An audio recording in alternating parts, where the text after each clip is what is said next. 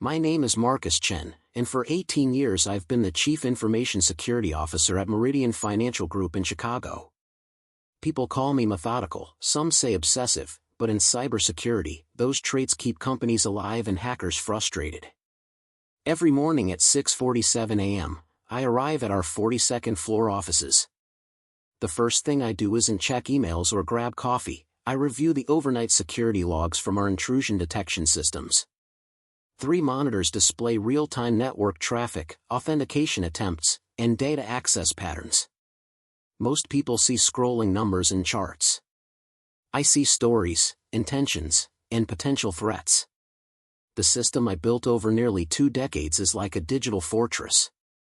Every employee badge swipe, every file download, every database query gets logged, analyzed, and cross-referenced. We track not just what people access, but when, from where, and in what patterns. The algorithms I've developed can detect unusual behavior within minutes: a sales manager suddenly accessing HR databases, bulk downloads during off hours, or authentication attempts from impossible geographic locations. My team respects the systems because they've seen them work. Last year, we caught an attempted data breach within 4 minutes of initial penetration. The year before, my anomaly detection prevented industrial espionage worth millions. The executives upstairs sleep well knowing that every digital asset is monitored, every access point secured, every vulnerability patched. But the most sophisticated part of my security architecture isn't technical, it's behavioral. I've cataloged normal usage patterns for every employee over years of data. The systems know that Sarah in accounting always works late on Thursdays, that the marketing team downloads large files every campaign cycle, that executives access sensitive data predictably during board meetings. This knowledge makes me valuable to the company. It also makes me dangerous to anyone who thinks they can manipulate our systems undetected. What people don't realize is that the same methodical mindset that protects Meridian can be turned outward. Every security protocol has an inverse application. Every monitoring system can become a tracking tool. Every access control can become a trap. I built these systems to catch thieves and fraudsters. I never imagined I'd need to use them against someone I trusted completely. The moment of betrayal. The message arrived at 3:17 p.m. on a Tuesday. Not through email, not through our secure corporate channels, but as a text to my personal phone from my wife Elena. We need to talk tonight. I've made some decisions about our future. Elena worked as Senior Vice President of Operations at Meridian. We'd met during a security audit 7 years ago when I was reviewing access protocols for the operations division. She was brilliant, organized, and understood technology in ways that impressed even me. Our marriage had been built on mutual professional respect as much as personal affection. I stared at the message for exactly 43 seconds, then opened my monitoring dashboard. Something felt wrong. When you've spent 18 years detecting anomalies, your instincts develop beyond conscious thought. I pulled up Elena's access logs for the past month. Her badge swipes, computer logins, database queries, file downloads, everything looked normal on the surface. But normal for Elena had changed subtly over the past 6 weeks. She was staying later, accessing different systems, and her data usage patterns had shifted in ways that would be invisible to casual observation. The automated threat assessment tagged her recent activity as low risk because it was gradual and consistent. But I wasn't looking for external threats anymore. I was looking for something else entirely. At 6:30 p.m., I drove home to our Lincoln Park condo with a printout of Elena's complete digital footprint in my briefcase. Professional habit. Always come to important conversations with data. Elena was waiting in the kitchen, still in her business attire, laptop closed on the counter. She looked composed, almost relieved. "Marcus, I'm leaving Meridian. I'm leaving Chicago. And I'm leaving our marriage." I sat down across from her, opened my briefcase, and spread out the access logs. "When did this decision crystallize?" She glanced at the papers, then back at me. "You're analyzing our personal conversation like a security incident. You've been preparing for this systematically. The question is whether you've been preparing alone." What do you mean? I pointed to specific entries in the logs. October 15th, you downloaded the complete employee database. October 22nd, you accessed salary information for senior staff.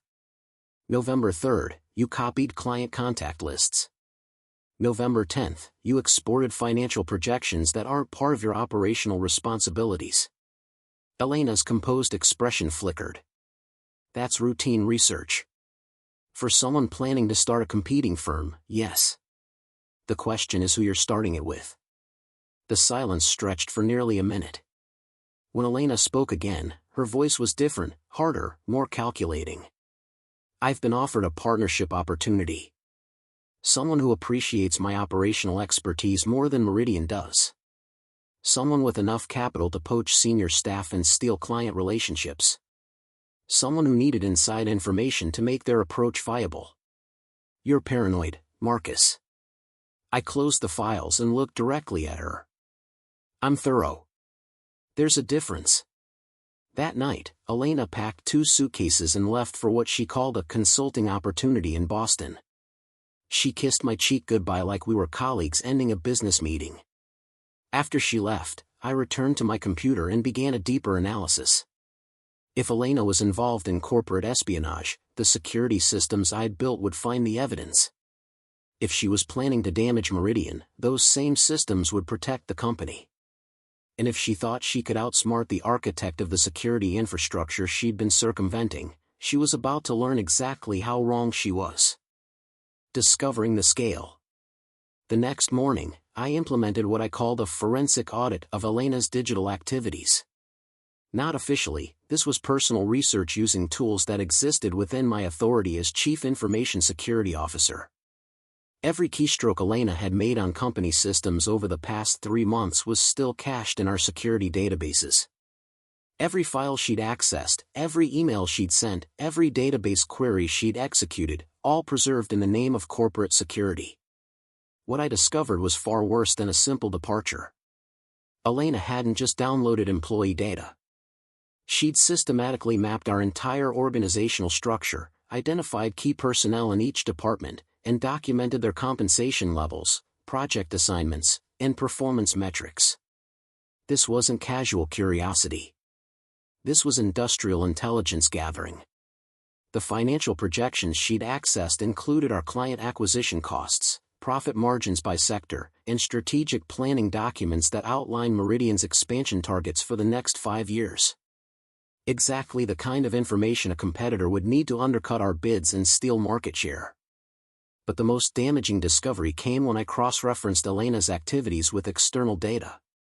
Our firewall log showed that her work computer had been communicating with an IP address registered to Apex Strategic Consulting, a firm I'd never heard of until a quick corporate database search revealed it had been incorporated just 4 months ago. The incorporation documents were public record. Apex Strategic Consulting, founded by Thomas Richardson, former senior partner at Hutchinson and Associates, one of our primary competitors. Initial capitalization, $12 million. Primary business focus, operational consulting for mid-market financial services firms. Our clients. Our market. Our proprietary methodologies. I spent the next 6 hours reconstructing the complete data theft. Elena had been feeding intelligence to Richardson's new firm since before it was officially incorporated. Client lists, internal processes, competitive analysis, pricing strategies, everything they needed to position themselves as a superior alternative to Meridian's services. The security breach wasn't random. It was a coordinated extraction operation designed to transfer competitive advantage from Meridian to Apex. Elena had been recruited, cultivated, and deployed as a corporate spy. But Richardson and Elena had made one critical error. They assumed that Meridian's Chief Information Security Officer wouldn't notice subtle data exfiltration from his own wife's computer. They'd underestimated the depth of my monitoring systems and the breadth of my professional paranoia. By Thursday afternoon, I had documented evidence of intellectual property theft, violation of confidentiality agreements, and conspiracy to damage Meridian's competitive position. The legal case was solid. The financial damages were substantial. The corporate betrayal was complete. I could have reported everything to our general counsel immediately. Corporate security protocols demanded it. But I didn't pick up the phone to legal. I didn't send urgent emails to senior management. I didn't trigger any of the standard incident response procedures. Instead, I opened a new file on my secure partition and began planning something more comprehensive than legal action. Elena and Richardson thought they'd stolen information that would give them competitive advantage. They were about to discover that the same information could be weaponized against them. Corporate espionage is like any other form of warfare. The side with better intelligence, superior planning, and more sophisticated weapons usually wins. And they just declared war on someone who specialized in all three. The monitoring systems that had detected their theft could also track their communications, predict their strategies, and undermine their operations. The security protocols they'd circumvented could be reconfigured to contain them. The corporate infrastructure they'd exploited could become the foundation of their destruction. Elena had taught me something valuable about myself during our conversation. When someone I trusted completely revealed themselves to be a threat, I didn't get angry. I got analytical. An analytical Marcus Chen with a legitimate grievance was considerably more dangerous than they'd calculated. Systems in action. The beauty of sophisticated security systems is their ability to operate autonomously once properly configured. Over the weekend, I made several subtle adjustments to our network monitoring protocols, not to catch future intrusions, but to track ongoing communications between Elena and her new associates. Richardson's firm had been careless about their digital security. Their corporate email server used outdated encryption protocols. Their website hosting service was vulnerable to packet analysis. Their financial systems transmitted data through channels that could be legally monitored by any organization conducting legitimate threat assessment. By Monday morning, I was reading Elena's daily communications with Richardson and his team. They were planning an aggressive client poaching campaign targeting Meridian's 3 largest accounts. Elena had provided detailed intelligence about each client's contract terms, renewal dates, and internal politics. Richardson was preparing presentations that directly copied our proprietary analytical frameworks. The automated systems I'd built to protect Meridian immediately flagged Richardson's activities as potential threats to corporate security. Our AI-driven threat assessment classified Apex Strategic Consulting as a hostile entity engaged in competitive intelligence gathering. The classification was entirely accurate and completely justified additional monitoring. I shared my initial findings with David Kumar, our general counsel, framing the situation as a standard corporate espionage case requiring careful legal strategy. David authorized comprehensive surveillance of all communications between Meridian personnel and Apex Strategic Consulting. He also approved enhanced monitoring of former employees who might be providing ongoing intelligence to competitors. The legal authorization gave me unlimited access to track Elena's activities without any ethical constraints. Every phone call, every email, every meeting location, all legitimate targets for corporate security investigation. But the systems I deployed went far beyond passive monitoring. Elena had given Richardson detailed information about our 3 primary clients. What she hadn't anticipated was that the same client databases she'd accessed contained embedded tracking protocols I'd installed years earlier as anti-fraud measures. When Richardson's team began contacting our clients using intelligence Elena had provided, the tracking protocols activated automatically. Our systems began receiving detailed reports about every interaction between Apex Strategic Consulting and our clients. Phone call timestamps, meeting locations, document exchanges, proposal submissions, all captured by security measures Elena didn't know existed. The data revealed Richardson's complete strategy. Apex would approach each client with proposals that undercut Meridian's pricing by exactly 12% while promising superior service delivery. They were using Elena's insider knowledge to craft presentations that addressed specific client concerns and referenced internal discussions that had never been shared publicly. More importantly, I now knew exactly when Richardson planned to make his approach to each client. Johnson Financial Services on November 28. Stedman Industries on December 5. Premier Capital Management on December 12. I scheduled meetings with each client for the week before Richardson's planned approach. Not to warn them about competitive threats, that would seem defensive and unprofessional. Instead, I positioned the meetings as routine security consultations to discuss enhanced data protection protocols. During each meeting, I casually mentioned that our monitoring systems had detected unusual external interest in their account information. I explained that sophisticated competitors sometimes used inside intelligence to target our clients with precisely crafted proposals. I suggested that any unsolicited approaches in the coming weeks might warrant careful scrutiny. I also provided each client with a detailed analysis of their data security posture, including recommendations for additional protective measures. The recommendations happened to address specific vulnerabilities that Richardson's proposals would later claim to resolve. By December 1st, all 3 clients had been immunized against Richardson's strategy. They'd been warned about insider intelligence without being told about Elena specifically. They'd been given superior security analysis that preempted Richardson's technical recommendations. Most importantly, they'd been reminded that Meridian possessed sophisticated threat detection capabilities that most competitors lacked. The systems I'd built to catch thieves had successfully positioned our clients to recognize Richardson's approach as exactly what it was, an attack based on stolen intelligence. Elena's betrayal was about to become the foundation of Richardson's failure. But protecting our clients was only the beginning. The real counterattack was just starting. Investigation and pressure. The deeper I investigated Apex Strategic Consulting, the more systematic Richardson's operation revealed itself to be. This wasn't his first corporate espionage campaign.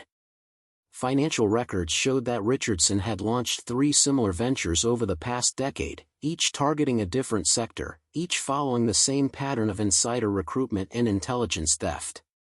Elena wasn't Richardson's first recruited asset. She was part of a proven methodology.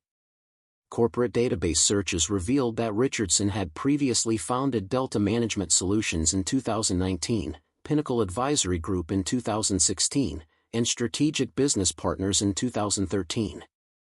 Each company had been incorporated with substantial initial capital, operated for approximately 18 months, then been quietly dissolved after achieving rapid growth through aggressive client acquisition. The pattern was elegant and profitable. Richardson would identify target companies with vulnerable internal security, recruit senior personnel with access to proprietary information, extract competitive intelligence, launch competing firms with superior market positioning, steal significant market share, then sell the new companies to larger competitors before regulatory scrutiny could develop. Elena was part of a criminal enterprise that had generated over $40 million in fraudulent profits across multiple industries. I documented everything. Financial transfers, corporate registrations, personnel records, client communications, intellectual property theft, contract violations, regulatory filings, a complete forensic reconstruction of Richardson's pattern of operation. The evidence filled 3 encrypted databases and painted a picture of systematic corporate fraud spanning nearly a decade. But simply collecting evidence wasn't sufficient.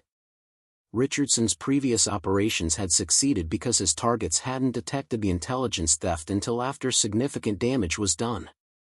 By the time companies realized they'd been compromised, Richardson had already extracted maximum value and moved on to new targets.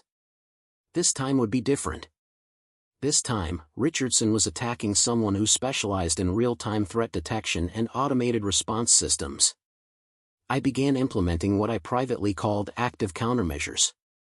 Every piece of intelligence Elena had provided to Richardson was contaminated with subtle inaccuracies I introduced through selective database modifications.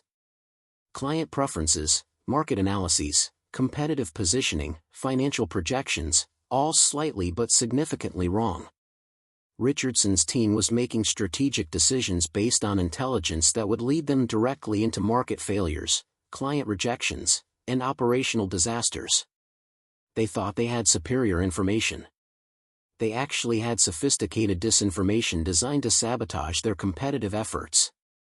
Meanwhile, Elena began experiencing the first signs that her position wasn't as secure as Richardson had promised.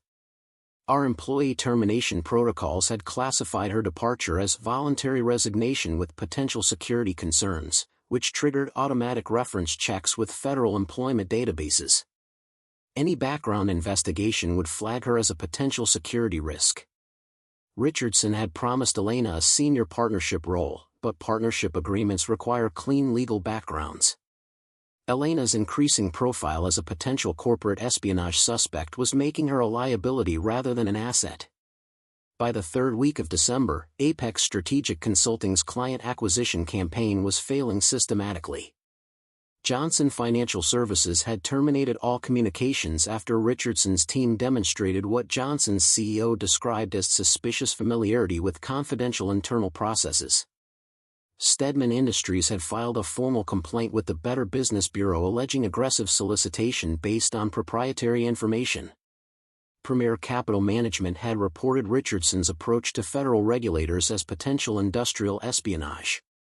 Elena called me on December 22, the first direct communication since she'd left Chicago. "Marcus, I need to ask you something, and I need you to answer honestly." "I'm always honest, Elena. It's a professional habit.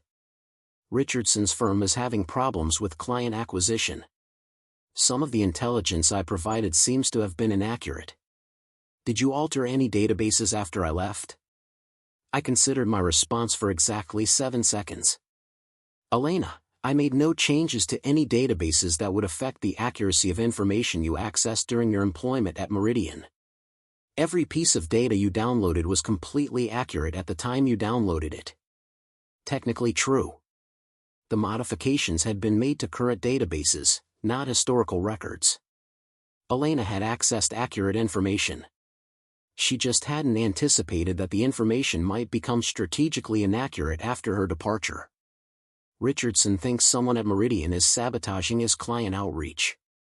That's a serious accusation. Has he filed any formal complaints with regulatory authorities? He's considering it. I'd recommend careful consideration. Formal complaints require disclosure of how he obtained the intelligence he's basing his accusations on.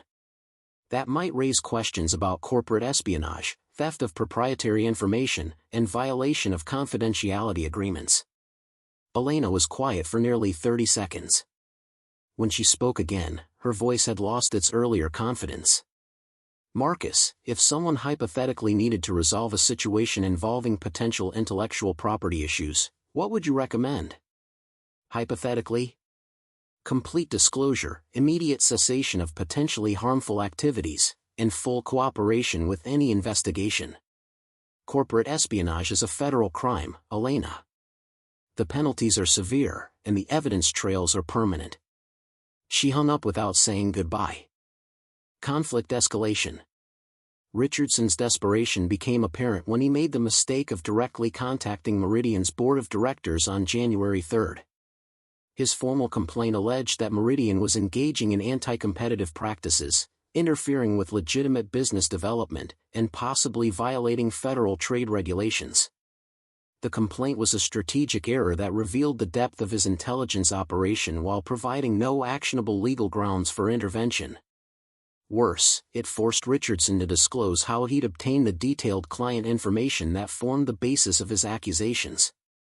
Our board forwarded Richardson's complaint to me for security analysis and response recommendations.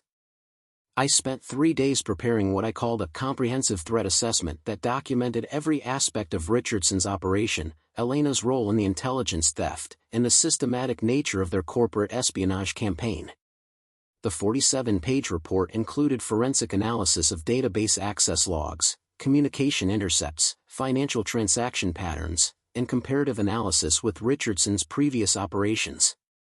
It demonstrated conclusively that Apex Strategic Consulting was a criminal enterprise designed to steal proprietary information and destroy competitor relationships.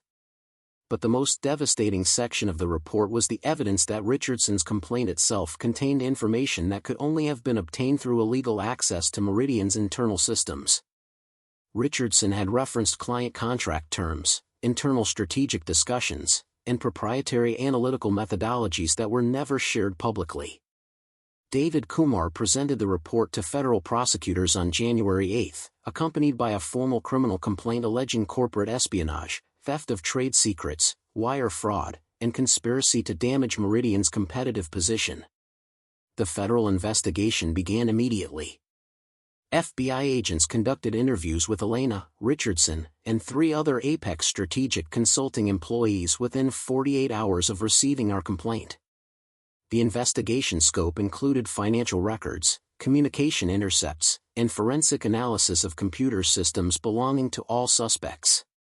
Elena called me again on January 10, this time from her attorney's office. "Marcus, the FBI is asking about you specifically. They want to know about our marriage, our professional relationship, and whether you had access to my work activities at Meridian." "What did you tell them?" "That you're a security professional who takes his responsibilities seriously. They asked if you might have been monitoring my activities without my knowledge." "Elena, every employee at Meridian consents to comprehensive security monitoring as a condition of employment. The monitoring protocols are described in detail in employment contracts, employee handbooks, and annual compliance training. There's nothing covert about corporate security systems." They asked if you might have personal motivations for pursuing this investigation. I smiled, though Elena couldn't see it through the phone. "My motivations are entirely professional. Someone stole proprietary information from my company and used it to damage our competitive position. As Chief Information Security Officer, I'm paid to detect, investigate, and respond to exactly those kinds of threats." Richardson says you're using corporate resources for personal revenge. Richardson is welcome to make that argument in federal court. I'm confident that 18 years of professional documentation will support the conclusion that I always act within the scope of my corporate security responsibilities. What Elena didn't understand was that Richardson's accusation actually strengthened my position. By claiming that my investigation was personally motivated, he was implicitly admitting that there was something to investigate. He was confirming that Elena had stolen information, that Apex had used it for competitive advantage, and that my security systems had successfully detected their operation. Richardson was arguing that catching criminals was unfair when the criminals had personal relationships with the security professional who caught them. The FBI disagreed. On January 15, federal agents executed search warrants at Apex Strategic Consulting offices, Richardson's residence, and Elena's apartment in Boston.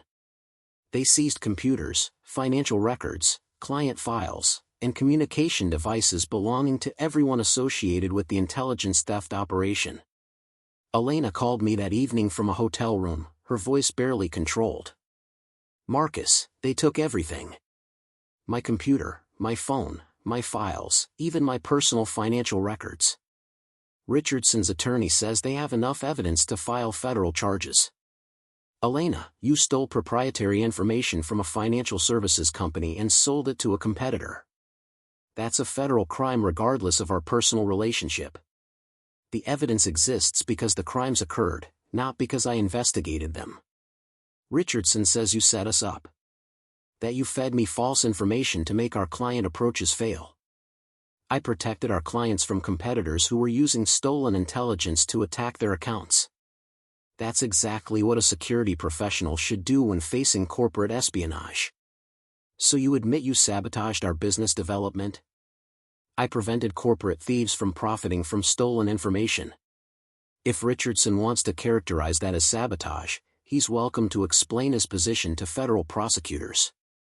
Elena was quiet for almost a minute. When she spoke again, her voice was different, smaller, more frightened than I'd ever heard her. "Marcus, Richardson's attorney says I might face federal prison time. 10 to 15 years if they pursue maximum penalties. They're offering plea negotiations if I cooperate fully with the investigation. That's between you and federal prosecutors, Elena. I can't provide legal advice about criminal charges. What I'm asking is whether you would consider requesting leniency if I cooperated completely. If I provided full disclosure about Richardson's operation and testified against him." I thought about Elena's question for exactly 12 seconds. "Elena, I'll submit whatever documentation federal prosecutors request regarding your employment at Meridian, your access to corporate systems, and the security protocols you violated. My reports will be factual, complete, and professionally objective. Beyond that, prosecutorial decisions are entirely outside my authority."